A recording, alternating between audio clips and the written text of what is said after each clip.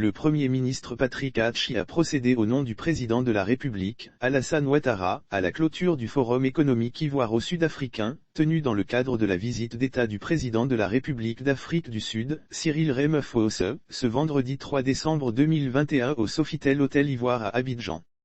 Le chef du gouvernement ivoirien s'est réjoui d'entrée de la signature de plusieurs accords de coopération économique entre les deux pays, afin de hisser le niveau des échanges commerciaux et ceux des entreprises, à un rang conforme à la qualité remarquable des relations politiques et diplomatiques des deux pays frères.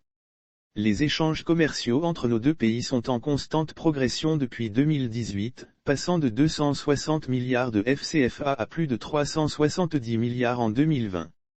Cela reste cependant largement en deçà des potentialités de nos économies et des ambitions exprimées par les milieux d'affaires de nos deux pays, a-t-il déploré.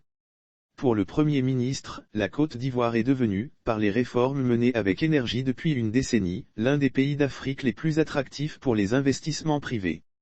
C'est pourquoi il a rassuré le président Cyril Ramaphosa, de la volonté de son homologue Alassane Ouattara, à continuer à prendre toutes les dispositions législatives et fiscales pour assurer la compétitivité absolue de l'environnement des affaires en Côte d'Ivoire afin de permettre ainsi aux acteurs continentaux et notamment sud-africains, d'investir en Côte d'Ivoire avec toujours plus de confiance, de durabilité et de performance partagées. Le chef d'État sud-africain a témoigné sa gratitude au peuple ivoirien pour l'accueil et invité les acteurs du secteur privé sud-africain à investir en Côte d'Ivoire et aux hommes d'affaires ivoiriens à en faire autant dans son pays. Pour lui, dans le contexte mondial actuel marqué par la pandémie du Covid-19, les pays doivent se soutenir mutuellement.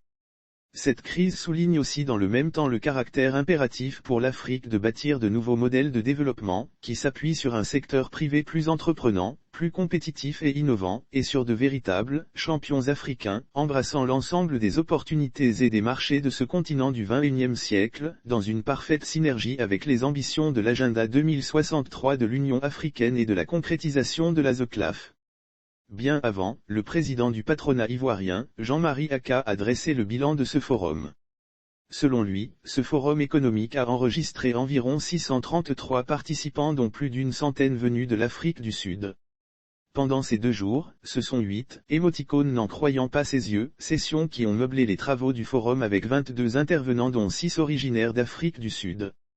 À en croire Jean-Marie Akka, afin de permettre aux opérateurs sud-africains de mieux appréhender l'environnement des affaires et les grands projets d'investissement en Côte d'Ivoire, le Centre de promotion des investissements en Côte d'Ivoire, CEPICI, et le ministère du Plan et du Développement de la Côte d'Ivoire ont respectivement présenté les opportunités en matière d'investissement en Côte d'Ivoire et le Plan national de développement, PND 2021 à 2025.